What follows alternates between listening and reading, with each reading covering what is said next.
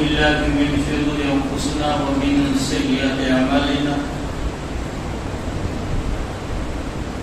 ومن يهده الله فلا مضل له ومن يضلله فلا هادي له ونشهد أن لا إله إلا الله وحده لا شريك له ونشهد أن سيدنا ونبينا ومولانا محمدا عبده ورسوله أرسله بالحق بشيرا ونذيرا وداعيا إلى الله بإذنه وسراجا منيرا أما بعد أعوذ بالله من الشيطان الرجيم بسم الله الرحمن الرحيم وما أصابكم بمصيبة فبما كسبت أيديكم ويعفو عن كثير آمنت بالله صدق الله ومولانا العظيم وبلغنا رسوله النبي الأمين الكريم ونحن على ذلك لمن الشاهدين والشاكرين والحمد لله رب العالمين كما قال الله تبارك وتعالى في أذكر شأن محبوبه إن الله وملائكته يصلون على النبي يا أيها الذين آمنوا صلوا عليه وسلموا تسليما اللهم صل على سيدنا نبينا مولانا محمد وعلى آل سيدنا محمد وبارك وسلم صلاة وسلاما عليك يا رسول الله صلاة وسلاما عليك يا حبيب الله وعلى آله وصحبه يا خير خلق الله ذرہ عشق نبی الحق طلب ذرہ عشق نبی الحق طلب سوز صدیق و ولی الحق طلب خدایا طلب نے بھڑکنے کی توفیق دے دل مرتضی سوز صدیق دے یا رب دل مسلم کو وہ زندہ تمنا دے جو قلب کو گرما دے روح کو تڑپا دے معزز سامعین کرام بزرگوں عزیز ساتھیو السلام علیکم ورحمۃ اللہ وبرکاتہ حمد و صلات کے بعد اللہ کے مقدس کتاب قرآن مجید کی مشہور و معروف آیت کریمہ آپ حضرات کی خدمت میں تلاوت کی مضمون آپ کے ذہن میں ہوگا قرآن کریم میں اللہ تبارک و تعالیٰ فرماتا ہے جو کچھ تمہیں ملتا ہے بھلائی کی شکل میں نفع یا نقصان کی شکل میں تمہارے ہاتھوں کی کمائی اور بہت ساری باتوں کو اللہ تبارک و تعالیٰ اپنے فضل و کرم سے معاف کر دیتا ہے مصیبتیں آفتیں انسان سے کب ڈرتی آقا دو جہاں صلی اللہ علیہ وسلم ارشاد فرماتے ان صدقہ رد البلا بے شک صدقہ انسان پر مصیبت کو آئی ہوئی مصیبت کو صدقہ ڈال دیتا ہے اور ایک فرماتے دعا مخل عبادت دعا عبادت کا مبدا ہے مانگنا بندے کو ہے قبول کرنا یہ مولا کا کام ایک مرتبہ نبی کریم صلی اللہ علیہ وسلم کی بارگاہ میں صحابہ نے عرض کی ربنا قریب ام بعید ان هو بعید نسترخی وانه قریب ننادی ہمارا رب ہم سے قریب ہے یا ہم سے دور ہے اگر خدا کا قرب اور اللہ کی معرفت ہم سے قریب ہے تو ہم تو سرگوشی کریں جیسے کانوں میں بات کی جاتی ہے نا اس شکل میں ہم بات کریں اور اگر زیادہ دور ہو تو ہم کیا کریں چیخ کے خدا کی بارگاہ میں دعائیں کریں تو سرور کائنات صلی اللہ علیہ وسلم پر اللہ کی طرف سے آئے نازل ہوئی اذا سألك عبادی انی فإنی قریب اجیب دعوت الداعی اذا دعان فلیستجیبوا لی رب فرماتا ہے اے محبوب جب آپ سے میرے بندے سوال کرتے خدا ہم سے قریب ہے یا دور ہے؟ تو رب فرماتا انی قریب اجیب دعوت الداع، کہہ دو کہ میں ان سے قریب ہوں، تو دعا کرتے تمہاری دعا کو میں قبول کرتا۔ وہ اللہ کی ذات تو بندے پر مہربان ہے، جیسے ایک روایت میں حضرت ابو موسیٰ اشعری نبی کریم صلی اللہ علیہ وسلم کے اصحاب میں سے یمن کے رہنے والے، بڑے حسین آباد والے، سرور کائنات صلی اللہ علیہ وسلم کا ہر صحابی حافظ، ہر صحابی قاری، کیوں ان کی زبان میں اللہ نے قرآن کو اتارا، عرب کی زبان، اور عرب کی زبان میں قریش کی زبان، اور قریش کی وہ زبان ہے جس گھرانے میں محمد مصطفیٰ صلی اللہ علیہ وسلم تشریف لائے، اسی زبان میں قرآن اترا۔ تو اس وجہ سے اللہ نے ان کو آبادی عطا فرمائی، اور ان کو قدرت نے سارا قرآن یاد کرنے کا موقع دیا۔ عربوں کا ذہن اتنا تھا، تلوار کے 1000 نام تھے، اور 1000 نام یاد رکھنا یہ کس کے ذہن کا باقی، کس ذہن کی بات ہے؟ 500 کے قریب گھوڑوں کے نام تھے، 200 کے قریب تو سانپوں کے نام تھے۔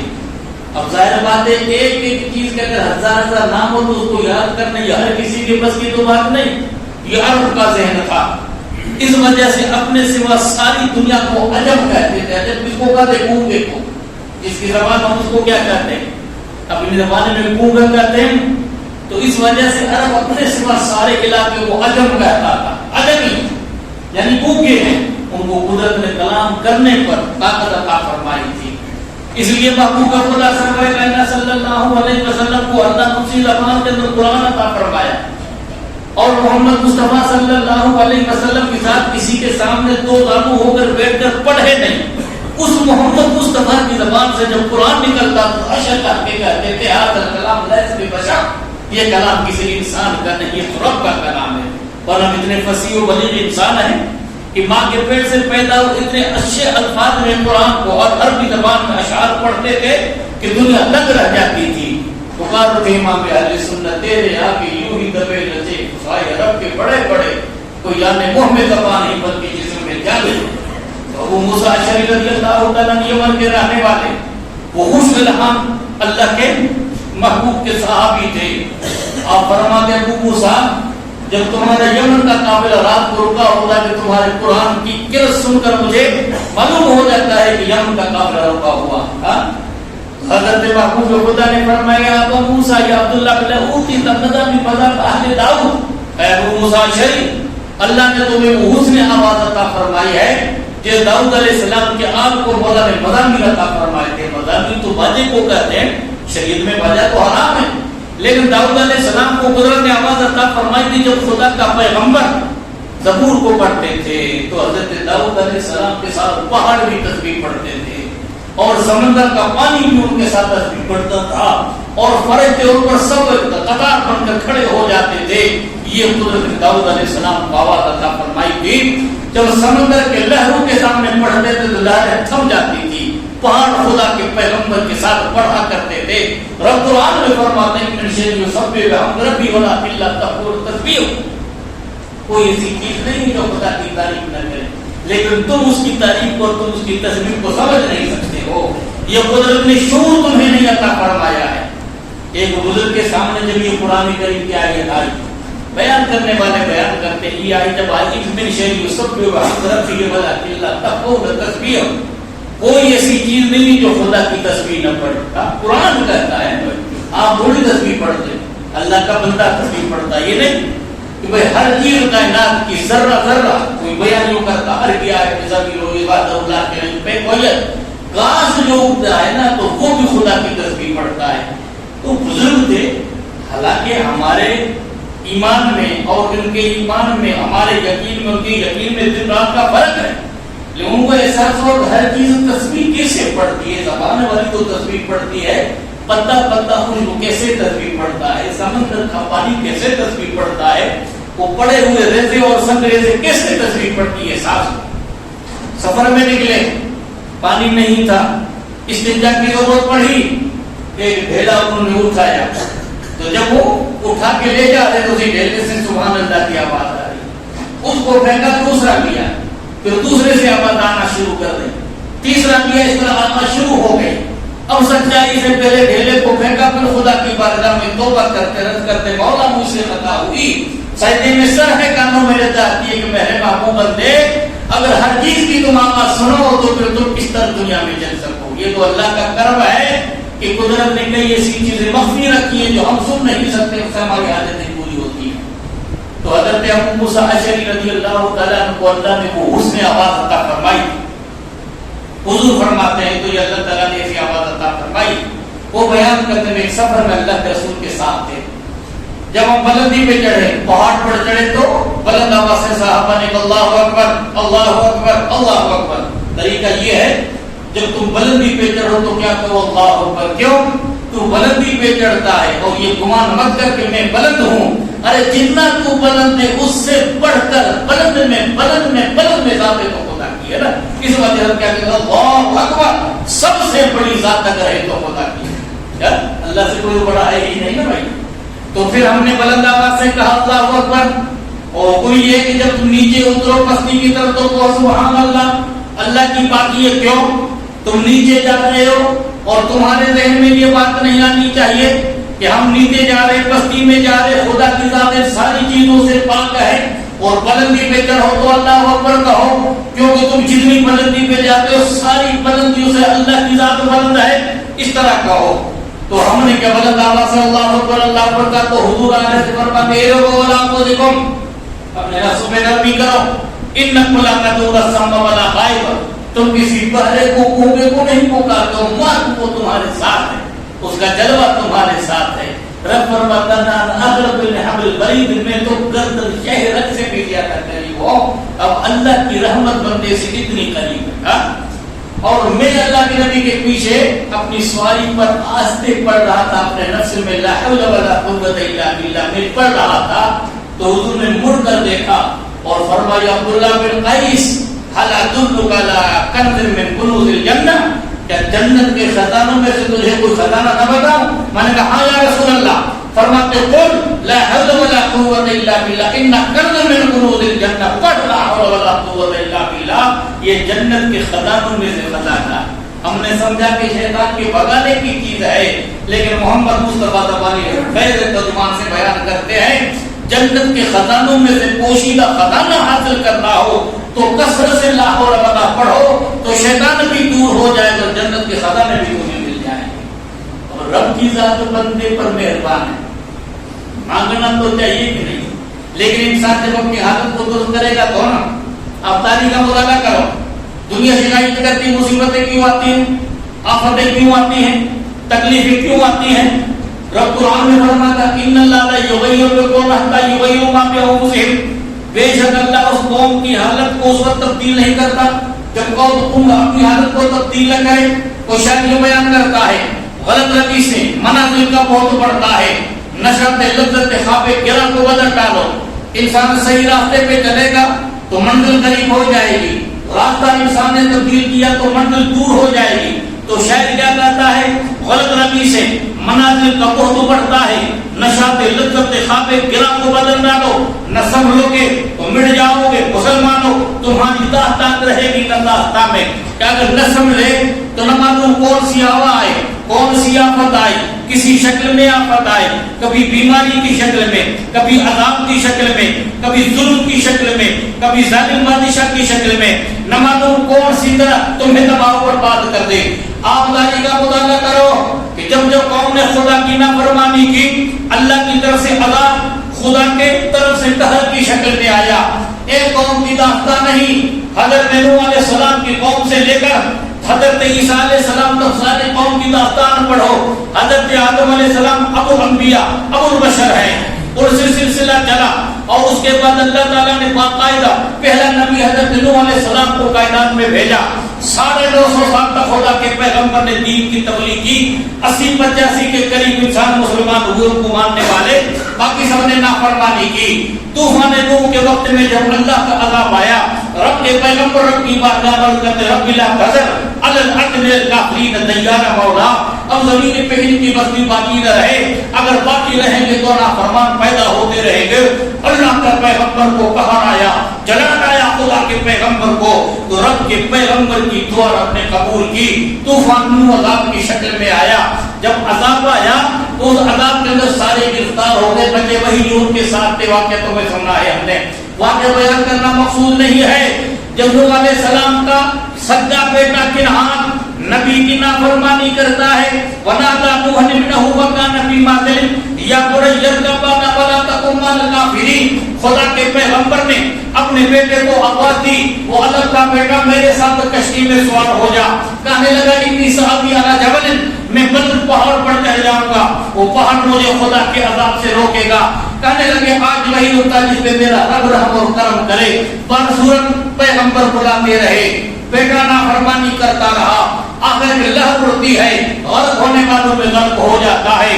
جب کشتی جبل جودی پہ ٹھہرتی ہے، اس زمانے میں خدا کے پیغمبر رب کو پکار کر کہا رب ان ابنی من اہلی و ان وعدک حق وانت احکم الحاکمین۔ مولا میرا بیٹا میرا اہل تھا، میرا اہل تیرا فرمان ہے کہ تیرا اہل سلامت میں رکھوں گا، میرا بیٹا میرا اہل کا غرق کیوں ہوا؟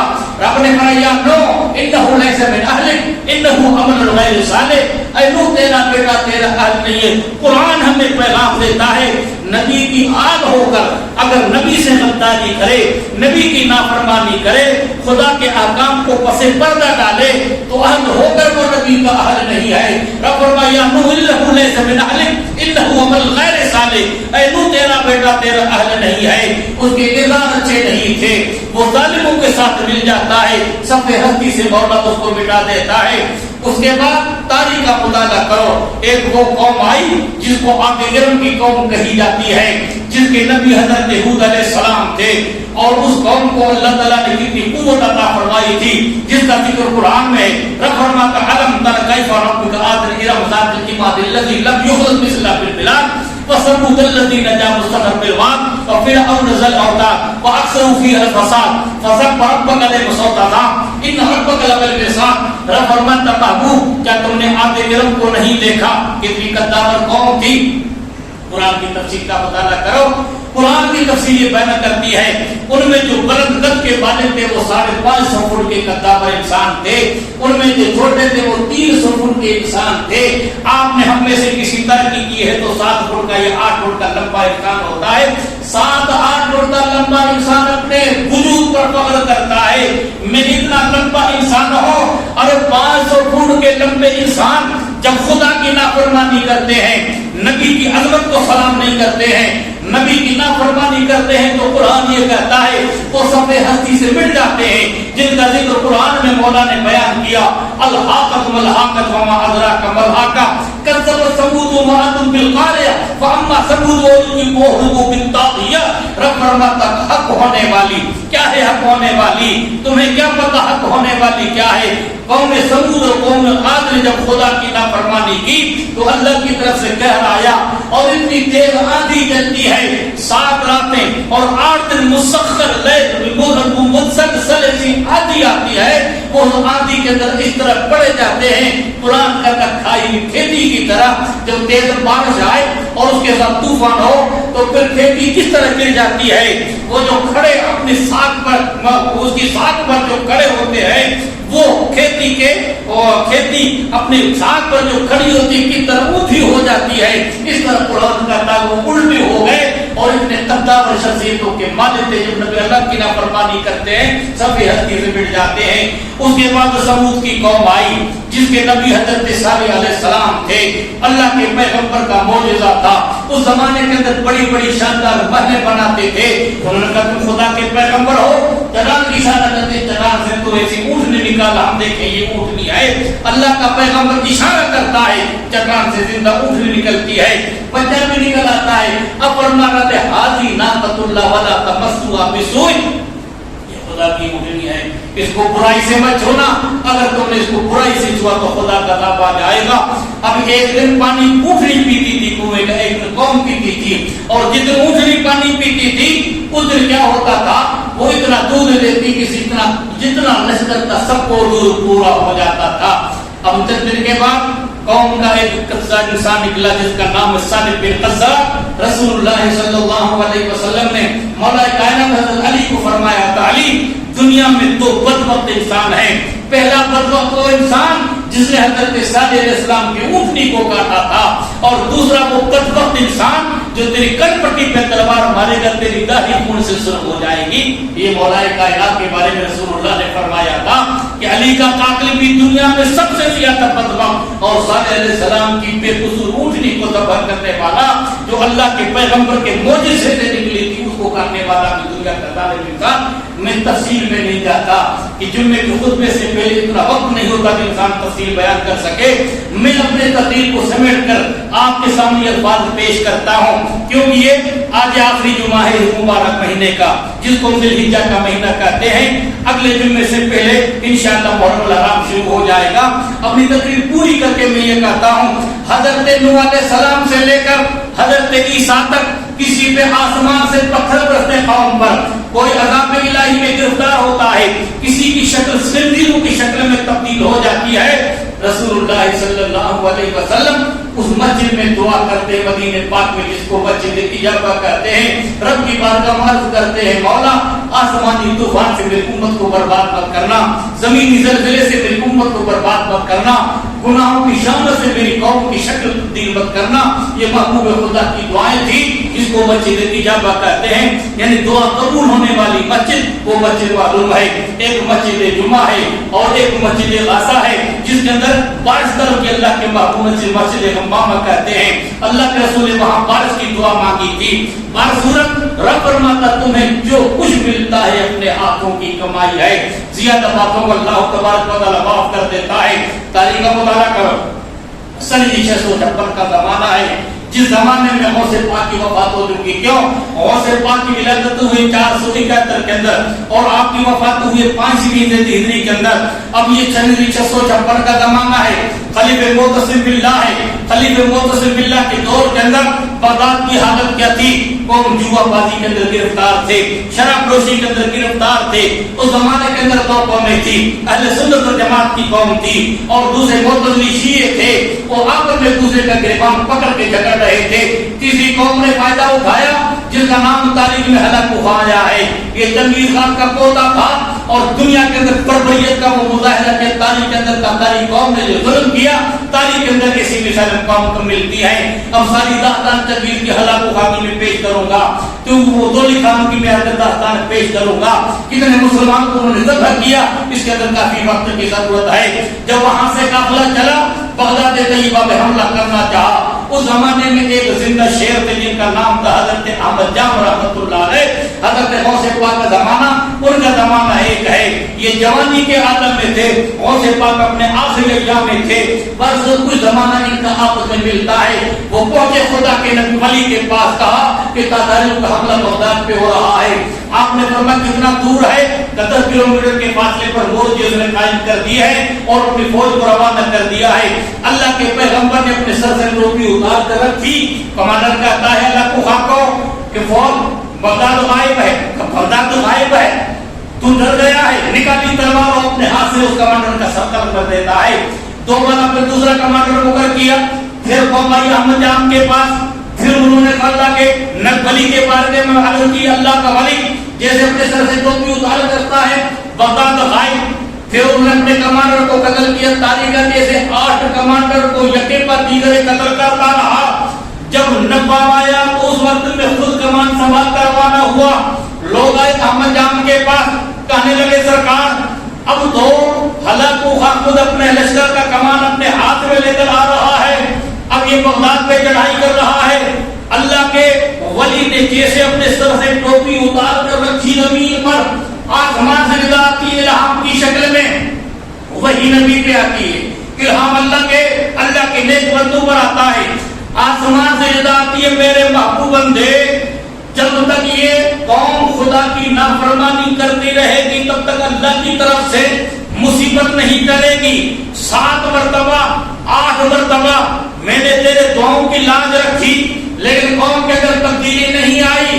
7 مرتبہ حملہ ہو رہا تھا تو نے رب کی بارگاہ میں دعا کی، میں نے تیری دعا کے سبب سے بغداد کو غائب کر دیا. ہے وہ حملہ کس پہ کرے، لیکن اس کے بعد بھی قوم کے اندر تبدیلی نہیں آئی. وہ نماز سے بے رغبتی، روزوں سے بے رغبتی، اسلام سے بے رغبتی، وہی جوا بازی، وہی شراب نوشی، وہی بدکاری اور گناہ اپنے منہ پر پہنچ چکے ہیں. میرے محبوب بندے اب ہاتھ مت اٹھا، اب تو سر پہ کفن باندھ لے. اب جب حملہ ہوگا تو تجھے شہادت کی موت آئے گی، روح کو عبرت کی موت آئے گی.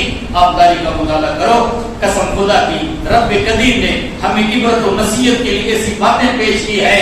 جب جب قوم خدا کی نافرمانی کرتی ہے تب اللہ کی طرف سے قہر کبھی بیماری کی شکل میں آتا ہے، کبھی بیماری موت کی شکل میں آتا ہے، کبھی مہلک بیماری سے. 1.5 سال سے زیادہ عرصہ گزر گیا، زندہ رہیے، یہ ہونے والا وہ ہونے والا، کتنے لوگ مریں گے، مرتے بھی ہیں. اب کیوں؟ وہ ہمارے ہاتھوں کی کمائی ہے. جب تک قوم سچائی سے خدا کے بارگاہ میں نہیں جھکے گی اللہ کی طرف سے تبدیلی نہیں ہوگی. اگر اپنی تبدیلی کرنا چاہتے ہو تو رب کی بارگاہ میں سچائی سے جھکو، توبہ استغفار کرو. سجدے میں سر رکھ کر بندہ جب توبہ کرتا ہے تو اللہ فرشتوں سے کہتا ہے فرشتوں میرا بندہ جانتا کہ میرے سوا کوئی رب نہیں ہے، گناہوں پہ پکڑنے والا میں ہوں اور توبہ کی توفیق دینے والا میں ہوں، اور سچائی سے میری بارگاہ میں ہاتھ اٹھا کر جھک چکا ہے. مصیبتوں کو ڈال دو. یہ آفتیں ٹل سکتی ہیں، مصیبت کے بادل چھٹ سکتے ہیں، لیکن شرط یہ کہ ہم خدا کے بندے تو بنے. اس لیے تو کوئی شاعر کہتا ہے دل سے بات جو نکلتی اثر رکھتی ہے پر نہیں، طاقت پر بات مگر رکھتی ہے. رب قدیر کی بارگاہ پاک میں دعا ہے اللہ تبارک و تعالی ہمیں ان باتوں پر عمل کرنے کی توفیق عطا فرمائے. السلام علیکم ورحمۃ اللہ وبرکاتہ.